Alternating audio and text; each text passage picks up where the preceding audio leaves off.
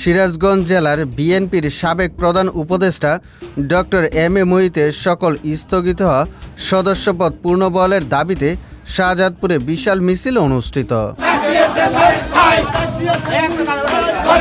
বিকালে পৌর এলাকার দারিয়াপুর ৮ নং ওয়ার্ডের বিএনপি নেতা সরোয়ার হোসেনের উদ্যোগে শেরেবাংলা ছাত্রাবাস থেকে বিশাল মিছিল বের করে।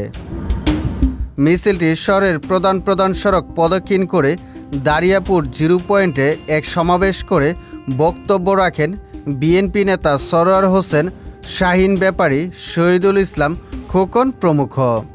সমাবেশের বক্তারা বলেন, স্বৈরাচার শেখ হাসিনার সরকারের আমলে আমাদের নামে যেভাবে নির্যাতন করা হয়েছে এবং মামলা দেয়া হয়েছে, তখন শাহজাদপুরে একমাত্র নেতা ডক্টর এম এ মুহিত আমাদের আগলে রেখেছেন। তখন তার ভূমিকা ছিল বিশাল। সম্প্রতি এই জনপ্রিয় নেতাকে সকল সদস্যপদ থেকে স্থগিত করা হয়েছে।